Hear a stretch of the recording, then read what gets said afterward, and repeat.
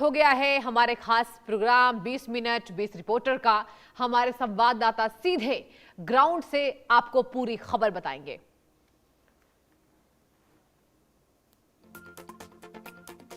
कठुआ में आतंकियों के खिलाफ ऑपरेशन जारी है। जानकारी के मुताबिक कठुआ के बिलावर के जंगलों में लगातार सुरक्षा बलों का ऑपरेशन जारी है, जिसमें जैश ए मोहम्मद के आतंकी उस्मान के मारे जाने के बाद उसके साथियों की तलाश में सुरक्षा बलों ने ऑपरेशन चलाया हुआ है और इस चीज को सुनिश्चित कर रहे हैं कि वहां छुपे आतंकियों को मार गिराया जाए। वहीं किश्तवाड़ में भी जहां मुठभेड़ में सेना के जवानों की शहादत हुई थी, उस पूरे जंगल के इलाके में जो है इस वक्त ऑपरेशन चल रहा है। दरअसल ये इलाका जो किश्तवाड़ का ऊपरी है, वहां पर 2 से 3 आतंकियों के ग्रुप जो कि किश्तवाड़ डोडा के इलाकों में सक्रिय हैं, इन आतंकियों तक पहुंचने की कवायद को तेज किया गया है ताकि जम्मू कश्मीर में शांति को बरकरार रखा जा सके। 26 जनवरी से पहले ये इनपुट मिला था कि आतंकी किसी हमले की फिराक में है, जिसके बाद सुरक्षा बलों ने लगातार ऑपरेशन चलाए और इन आतंकियों को जंगलों में छुपने के जगह पर जो है वो अभियान चलाकर उनको तलाश करने का अभियान को तेज किया था। गृह मंत्री अमित शाह ने भी कुछ दिन पहले एक बैठक लेकर इस चीज को सुनिश्चित करने की जो है वो योजनाबद्ध तरीके से बात की थी, जिसमें जम्मू कश्मीर में छुपे हुए आतंकियों का सफाया और सरहद से घुसपैठ रोकने की पूरी प्लानिंग की जाए। बंडी डिग्रा के साथ इंडिया न्यूज जम्मू।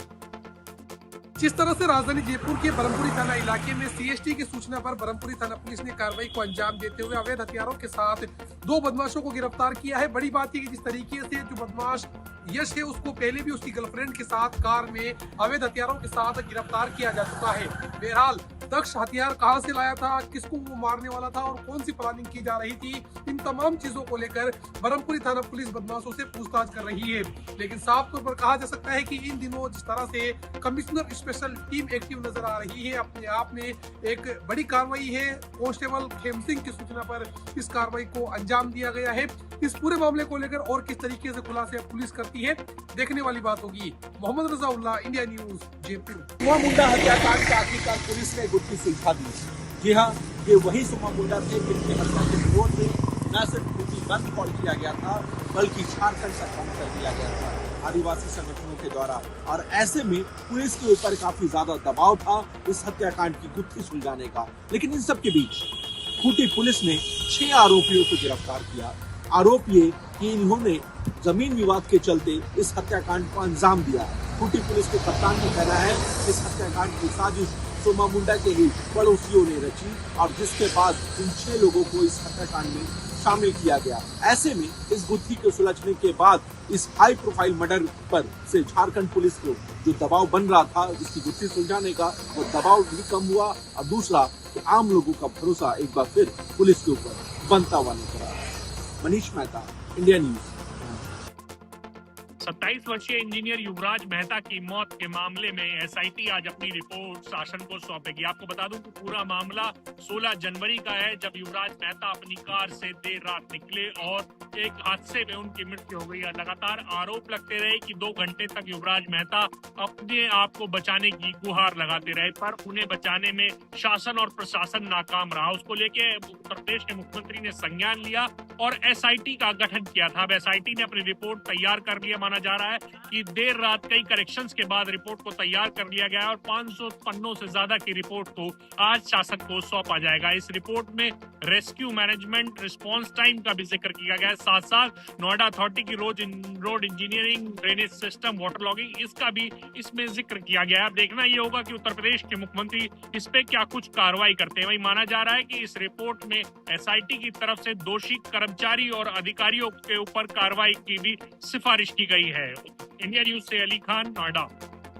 पटना के सेंट्रल में इलाके में लगभग 6 दिन पहले राज चौहान की गोलियों से भूनकर हत्या कर दी गई और पूरे इलाके में सनसनी फैल गई। इस पूरे मामले को लेकर आगरा पुलिस ने चुनौतियों के रूप में लिया। पुलिस कमिश्नर दीपक कुमार के आदेश के बाद डीसीपी सिटी अली अब्बास के निर्देशन में नौ टीम बनाई गई, जिसको लेकर ये बदमाशों की धरपकड़ के लिए लग गई और मुख्य आरोपी अरबाज खान की पुलिस से मुठभेड़ हो गई, जिसमें पुलिस ने उसको ढेर कर दिया। उसके बाद दूसरी मुठभेड़ हुई, उसमें आशु और मोहित को हाफ एनकाउंटर किया गया, उनका इलाज चल रहा है। इस पूरे मामले को लेकर कहीं ना कहीं जो 2 पुलिसकर्मी है इस मुठभेड़ में घायल हुए हैं। अब पुलिस और बदमाशों की धरपकड़ के लिए जुटी हुई है। Sanjay Singh, India news, Agra.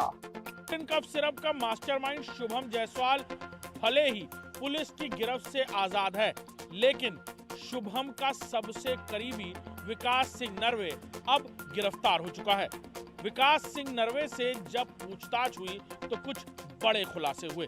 विकास ने बताया कि कैसे 4 साल पहले उसकी मुलाकात शुभम जायसवाल से हुई थी और फिर कैसे इस कफ सिरप के सिंडिकेट से वो न सिर्फ जुड़ा बल्कि कई शेल कंपनियां बनाकर उनमें को डायरेक्टर बना और फिर कैसे इस कफ सिरप की तस्करी विदेशों तक की जाती थी, कैसे करोड़ों रुपए के वारे न्यारे होते थे और कैसे इस सिंडिकेट से कई राज्यों के कई सारे फार्मास्यूटिकल कंपनियों से जुड़े हुए लोगों को सुपर स्टॉकिस्ट बनाया गया और कैसे ये पैसा उन तक पहले पहुंचता था, फिर माल पहुंचता था और फिर ये कोडिन कफ सिरप ना सिर्फ बाकी राज्यों के जरिए विदेश तक पहुंचता था और फिर उस पैसे का इन्वेस्टमेंट किस तरह हवाला और काले कारोबारों में भी किया जा रहा था। कैमरामैन अरशद के साथ अभिषेक सिंह, इंडिया न्यूज, लखनऊ। महेंद्रगढ़ जिले में नेशनल हाईवे 152 पर आज एक गांव बुटावास के नजदीक सड़क हादसा हो गया। इस सड़क हादसे में 3 लोगों की मौत हो गई है। वहीं हादसे के बाद पुलिस मौके पर पहुंची। पुलिस ने जो मृतक है दो लोगों ने वहां मौके पर ही दम तोड़ दिया था, जिनके शवों को पुलिस ने अपने कब्जे में लिया और नागरिक अस्पताल कनीना में पहुंचाया। वहीं एक गंभीर रूप से घायल था जिसे नागरिक अस्पताल कनीना पहुंचाया गया, लेकिन उसको वहां से रेफर कर दिया गया, जो कि रोहतक PGI में उसकी भी मौत हो गई है। वहीं इस सड़क हादसे में कुल मिलाकर 3 लोगों की मौत हुई है। तीनों लोग राजस्थान के रहने वाले थे और उनमें से एक जो व्यक्ति था वो राजस्थान जाट महासभा का महासचिव बताया गया है, जिसकी भी मौत हो गई है। वहीं पुलिस लगातार मामले की जांच और कार्रवाई में जुटी हुई है। पुलिस ने मौके पर पहुंचकर परिजनों को सूचना दी। सूचना मिलने के बाद परिजन भी जो महेंद्रगढ़ जिले में पहुंच गए और महेंद्रगढ़ के नागरिक अस्पताल में आज तीनों के शवों का पोस्टमार्टम करवाया जा रहा है और शवों पोस्टमार्टम करवाने के बाद शव परिजनों को सौंप दिए जाएंगे। महेंद्रगढ़ से इंडिया न्यूज के लिए सौरभ शर्मा।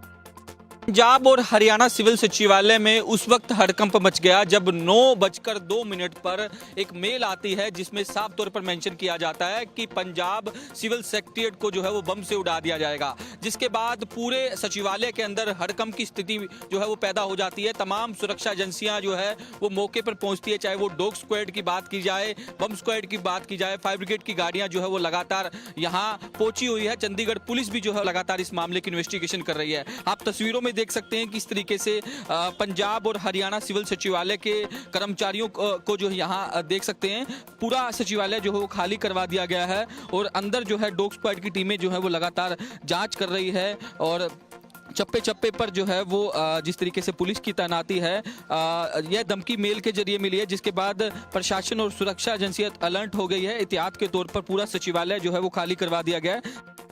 हरियाणा में अल्पसंख्यकों द्वारा बौद्ध धर्म को अपनाकर आरक्षण लेने के एक मामले में सुप्रीम कोर्ट ने सख्त टिप्पणी की है।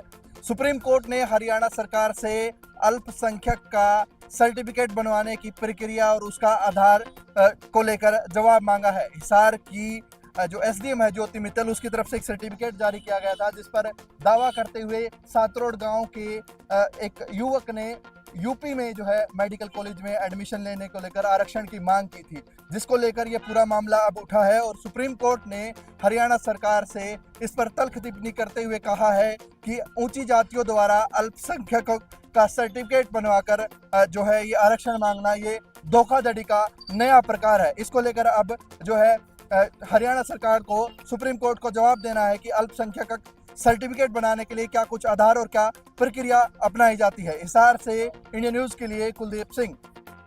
हमें इंडिया न्यूज की खबर का असर देखने को मिला है, जहां इंडिया न्यूज ने सत्य साई पेट्रोल पंप की खबर प्राथमिकता से दिखाई थी। प्राथमिकता से खबर दिखाने के बाद यहाँ पर खाद्य विभाग की टीम मौके पर मौजूद है। खाद्य विभाग की टीम यहाँ पर पहुंची है। उन्होंने यहाँ पर सैंपल लिए हैं और स्टॉक के सैंपल लिए हैं और पेट्रोल का सैंपल लिया और डीजल का सैंपल लिया है। आगे देखते हैं कि खनिज विभाग के अधिकारी क्या कार्रवाई इसमें करते हैं। प्रमोद पंत, इंडिया न्यूज, गुना। अजमेर शहर भर में आसपास एरिया में, अजमेर शहर भर के आसपास एरिया में हाईवे का जाल पूरी तरीके से फैला हुआ है। वहीं देखा गया है कि लगातार हाईवे के ऊपर हादसों की जो संख्या है लगातार बढ़ती ही चली जा रही है। कई बार तो देखा गया है कि सड़क जो है टूटी हुई है, हाईवे जो है क्षतिग्रस्त है और आसपास हाईवे के आसपास जो है सड़कें खुदी होने की वजह से दुर्घटनाएं होना आम बात हो गई है, लोगों की जानें चली जाती हैं। वहीं कई जगहों पर देखा गया है कि हाईवे के ऊपर जो है बड़ी बड़ी पुलियाएँ बन रही है, बड़े बड़े जो है ब्रिजेस बन रहे हैं। उसको लेकर के कई जगहों के ऊपर कोई सूचना पट नहीं लगा हुआ है, जिसको लेकर के हादसे हो रहे हैं और पूरी तरीके से जो यातायात व्यवस्था है पूरी तरीके से चौपट हुई है। बड़े बड़े हादसे यहाँ पर हो रहे हैं। कई वाहन जो हैं जिस तरीके से सरकार ने नियम बनाया हुआ है कि वाहनों को पूरी तरीके से अपनी स्पीड के हिसाब से लेन में चलना होगा, लेकिन वो कोई लेन में नहीं चलते दिखाई दे रहे हैं और उसको लेकर के छोटे बड़े वाहन आपस में प्रतिदिन टकरा रहे हैं और हादसों के जो हाईवे है और वहाँ पर मौत का जो ग्राफ है लगातार बढ़ता चला जा रहा है। इस वक्त हम एनसीपीएच हॉस्पिटल एसीसीएल के हॉस्पिटल पर मौजूद है, जहां पर पहले की स्थिति की तुलना अब की स्थिति काफ़ी दयनीय बनी हुई है।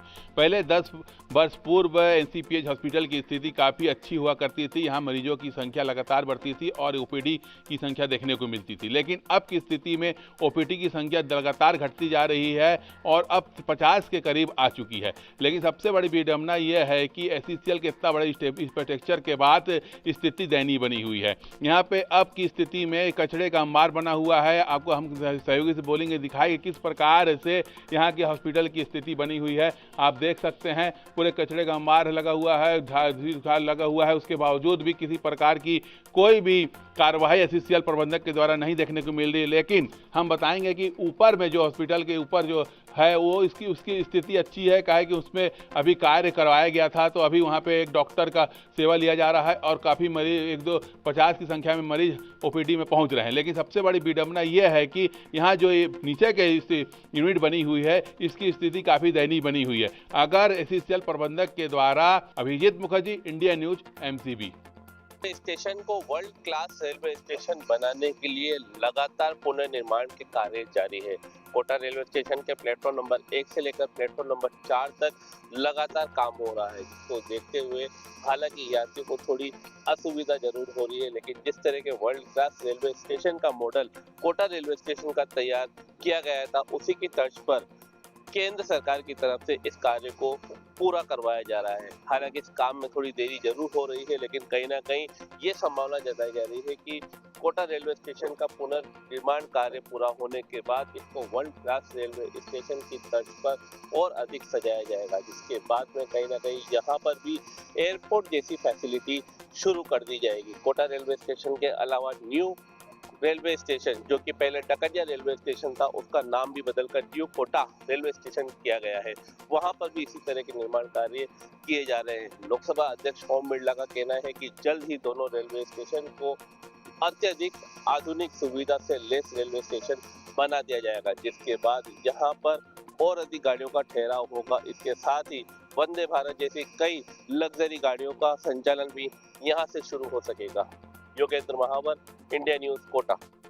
डबरा में नकली दूध, नकली मावा बनाने की फैक्ट्रियों के बाद अब नामचीन कंपनी के नाम से पैक्ड ड्रिंकिंग वाटर बनाने वाली 2 फैक्ट्रियों पर खाद्य सुरक्षा विभाग की टीम ने कार्रवाई की है। बता दें कि डबरा के ठाकुर बाबा रोड स्थित अंकित मेघानी के श्री रामा ट्रेडर्स के नाम से एक जो फैक्ट्री संचालित थी, वहां पर जो नामी ब्रांडेड पानी की बोतल बिसलरी है उसके नाम से मिलते जुलते रैपर वहां पर पाए गए, जिसके बाद खाद्य सुरक्षा विभाग की टीम ने जो बोतलें थी उन्हें सील कर और जो फैक्ट्री थी उसे सील कर जो बोतलों के सैंपल थे वो जांच के लिए भेजे हैं। वहीं पर एक अन्य जगह पर कार्रवाई करते हुए जो डबरा शहर के ही जंगीपुरा में स्थित मोहित साहू का परिसर था, वहां पर भी नामचीन कंपनी के नाम से पैक्ड ड्रिंकिंग वाटर की बोतलें बनाई जा रही थी, जिन पर खाद्य सुरक्षा विभाग की टीम ने कार्रवाई की है। वहीं पर खाद्य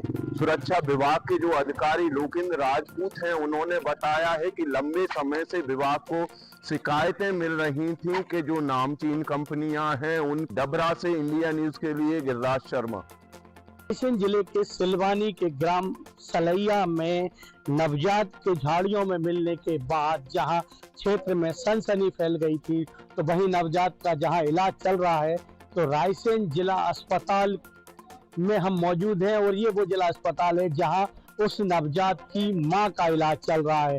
जी हां, सिस्टम को झकझोर कर देने वाला मामला सामने आया है, जहां सिलवानी के ग्राम सलैया में एक मां ने अपने नवजात को, जिसकी नाल भी नहीं कटी थी, उसको झाड़ियों में फेंक दिया और लगभग 48 घंटे तक ऐसे खुले आसमान के नीचे पड़े रहने के बाद जब आम लोगों ने वहां निकलते समय बच्चे की आवाज सुनी तो पुलिस को सूचना दी। मौके पर पहुंची पुलिस ने जब बच्चे को, नवजात को अस्पताल पहुंचाया, जहां उसका इलाज जारी है और उसकी हालत स्थिर है। Ajay Gohil, India news, Raisen. छतरपुर जिले से लगभग 50 किलोमीटर दूर राजगढ़ गांव है, जहां पर कल रात्रि से सोने के सिक्के मिलने की सूचना जैसे ही लगती है वैसे ही लोगों का यहां पर हुजूम लग जाता है। आते अब देख रहे होंगे कि सुबह से लोग यहां पर जो है सिक्के ढूंढने की तलाश में लगे हुए हैं और लगातार प्रयास कर रहे हैं। अब यह जानकारी अभी तक स्पष्ट नहीं हुई है कि यह अफवाह है या हकीकत है। इन तमाम बिंदुओं को लेकर लोगों की जो तमाम प्रतिक्रियाएं हैं वो आ रही हैं, लेकिन अभी तक आधिकारिक पुष्टि नहीं हुई है। हमारे साथ यहाँ के कुछ गांव के लोग हैं, उनसे खुद सीधे बातचीत करते हैं। भैया, किस तरह की सूचना मिली थी आप लोगों की, क्या तलाश में लगे हुए हैं? यहाँ की सर माटी डरी थी, वो जाने के लिए कहीं गाड़ी ना पलट जाए तो कुछ ना हो जाए, इसके लिए वो बसंत दिन हमारे यहाँ मेला लगता है, उसकी वजह से माटी डली थी। ये क्या पता इसमें क्या डाला क्या नहीं डाला तो जानकारी है नहीं है मुझे। बाकी कुछ लोग बता रहे हैं कि यहाँ पर सिक्का मिले हैं काफी लोगों को। कितने लोगों को मिले हैं? अब ये जानकारी नहीं है साहब। अभी वो लोग सामने आए हैं कि नहीं आए हैं? कोई नहीं आया। सरपंच का क्या कहना है इस पूरे को लेकर? सरपंच की कोई बात ही नहीं हुई। अंबाला में आज फिर सुबह ही धुंध का असर देखने को मिला। सुबह जबरदस्त धुंध पड़ रही है। अगर ठंड की बात करें तो कड़ाके की ठंड है। मैं तस्वीरें आपको दिखाना चाहूंगा किस तरह से जो अंबाला में है।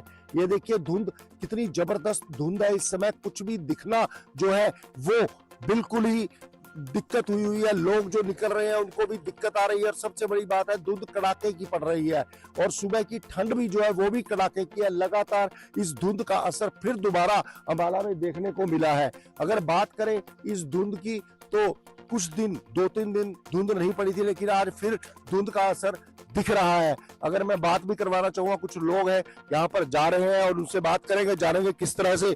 क्या शुभ नाम है जी अपना? जगदम्बा प्रसाद। जगदम्बा जी, किस तरह से आज ठंड का असर देखने को मिला? फिर धुंध पड़ी है जबकि कल धूप थी, बीच में धुंध पड़ रही है, बारिश हो रही है, क्या हो रहा है? जी ऐसा है, पहले तो मौसम ठीक था, बीच में फिर बारिश हुई, थोड़ा मौसम खुला, लेकिन फिर से धुंध शुरू हो गई है। लोगों को बहुत कठिन परिस्थिति में इसमें धुंध में अपना समय गुजारना पड़ रहा है। तो कठिन परिस्थितियों में धुंध का असर जो है वो देखने को मिल रहा है, क्योंकि लगातार 1-2 दिन बाद फिर धुंध पड़ जाती है और आज फिर अंबाला में धुंध है। 9 डिग्री तापमान है जिसमें साफ असर दिख रहा है और विजिबिलिटी भी कम है। इंडिया न्यूज हरियाणा से संजीवानंद, अंबाला से। मौसम विभाग ने 10 जिलों में अलर्ट जारी करा है। बरसात के साथ अतिवृष्टि की संभावना जताई है, जिसमें टोंक, जयपुर सहित कई जिले हैं जिससे अतिवृष्टि की संभावना जताई है। साथ ही आपको बता दूं, टोंक जिले में 2 दिन से मौसम में कोहरा और सर्दी चल रही है, सर्दी का प्रकोप है। वहीं टोंक की बात करें तो AQI यहाँ का 291 है, जिससे बच्चे और बुजुर्गों में सांस लेने में तकलीफ हो रही है होता है, उसकी वजह से सांस लेने में बहुत ज्यादा तकलीफ है, खास तौर पे बुजुर्ग और बच्चों में। प्रशासन इस मामले में कुछ बोल नहीं रहा। उसका सीधा साधा यह है कि टोंक जिले के शहर के आसपास कई ईंट भट्टे हैं, उसके धुएं से ये पोल्यूशन हो रहा है। मैं टोंक से समीउर रहमान, इंडिया न्यूज। अंबाला में आज फिर सुबह ही धुंध का असर देखने को मिला। सुबह जबरदस्त धुंध पड़ रही है। अगर ठंड की बात करें तो कड़ाके की ठंड है। मैं तस्वीरें आपको दिखाना चाहूंगा किस तरह से जो अंबाला में है।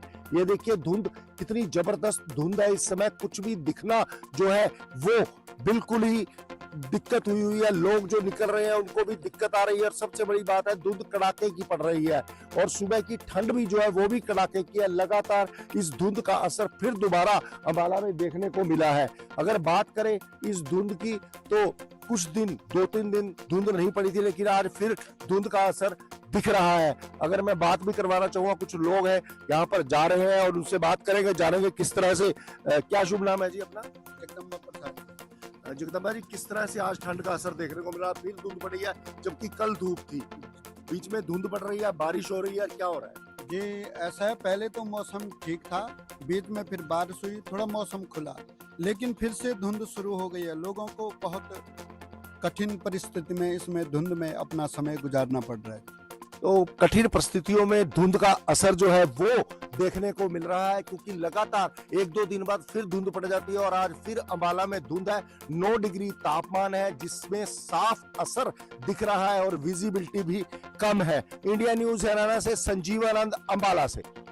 लगातार पड़ रही ठंड, सर्दी, कोहरे और तेज हवाओं से सर्दी का सितम जारी है। इस वक्त हम एक गांव में खड़े हुए हैं। आपको दिखा सकते हैं कि कल रात से ही घने कोहरे की वजह से दृश्यता मात्र 5 मीटर रह गई है। इसके अलावा ठंडी और तेज हवाएं चल रही हैं जो 8 से 10 किलोमीटर प्रति घंटे की रफ्तार से चल रही है।